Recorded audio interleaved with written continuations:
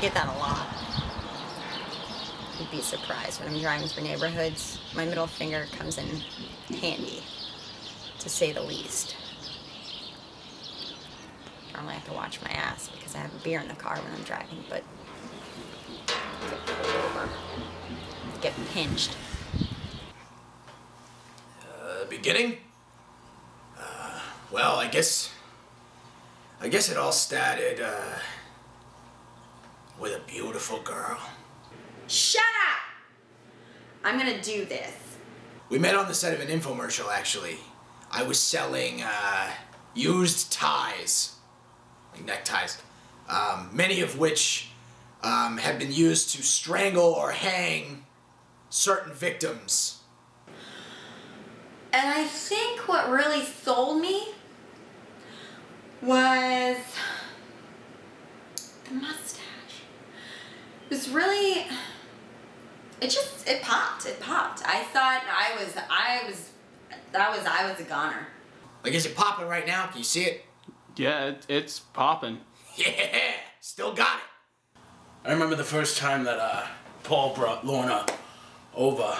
It was, he brought her over for dinner. And, you know, when I first saw her, she was the most gorgeous thing ever. She was like an angel. And you know, I was getting hot in places that I didn't think I was, you know, down there. I remember when Paul and Lorna got engaged.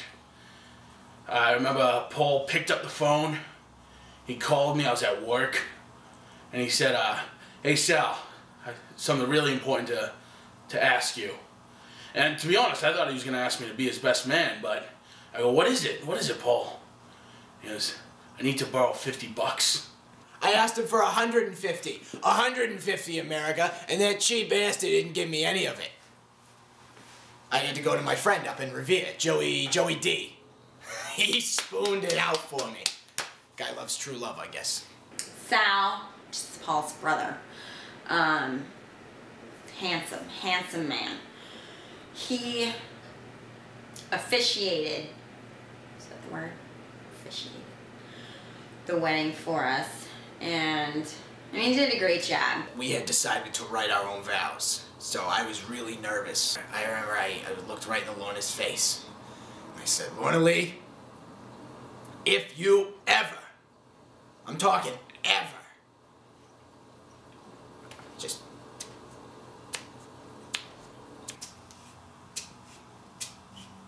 You know, if you just, you know, and if you ever do that with another man, I am going to seriously reconsider this marriage." So I remember setting up the honeymoon. I was rummaging through my car, and I found these free one-day passes to Canopy Lake Park. It was like January. It was beautiful. I remember Lorna wasn't really a big roller coaster person, you know, or rides in general. So I mean, she spent most of the time in the car, but I had a good time. And looking back, I probably should have cracked the window for her, or you know, gave her the keys so she could put the heat on. They were thrilled, and I was equally thrilled because I got them out of state. I didn't have to deal with their bullshit. I guess when it started to go south, when I couldn't conceive. My downstairs is the Gaza Strip, so to speak. Lorna Lee couldn't conceive, and that was rough. It was hard on her, but it was much harder on me, because my plan for a long time was to, you know, just sort of pop them out, just one after another, until I got, you know, like a family band kind of thing, where we could do car commercials.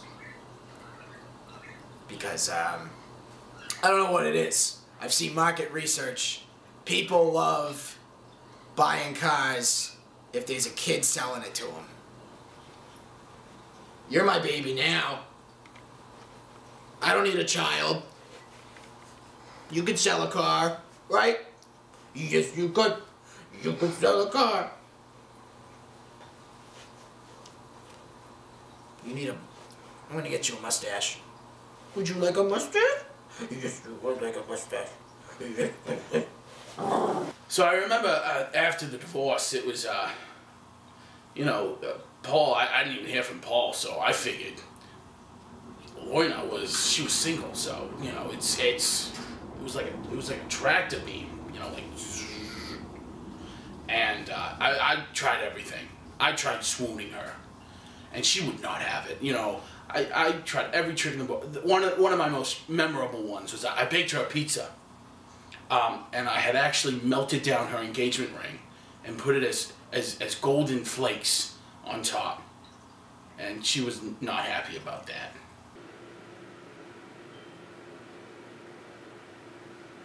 What? After the divorce, I mean, it got rough. It was a good 4 days where I just locked myself in a room, a few cases of PBRs, a couple cartons of butts, and I just went to town. I painted. I couldn't get a job to save my life. I think it was because in the infomercial industry, they want to know you're married. And then the story broke that Colin's a communist. Rock bottom for me was when the story broke that I was a communist. I don't know who started the rumor. Yeah, I started the rumor.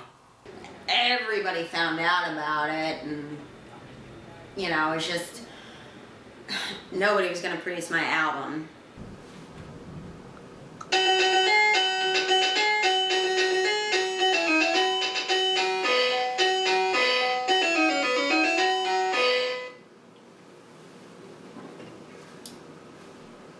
That's it. I needed to get my name out of the gutter. Back into the lights where it belongs. So, my brother and I got a deal going with A&E. We started a show, reality television show, called Apartment Terrorists. And the idea was that my brother and I would go into shady establishments, trying to find terrorists who were living illegally in America, planning terrorist acts. You think the name's self-explanatory, but I mean, there were apartments, and there were terrorists inside the apartment, and we were trying to go after the terrorists. But apparently, that's not how it works in America. Yeah, it was, looking back, it was a decent time. It was, he's my brother, he's my blood. But, I would love to see Lorna again. I still have the pizza, Lorna. I'm just glad, that my story is being told to the masses. And America, I'll let you know, things have been looking up. I just signed on to sell a new product, which I love. It's a dish soap that's also a sports drink. We had a lot of laughs, a lot of love, but I hope I see him soon so I can put a cigarette out on his mustache.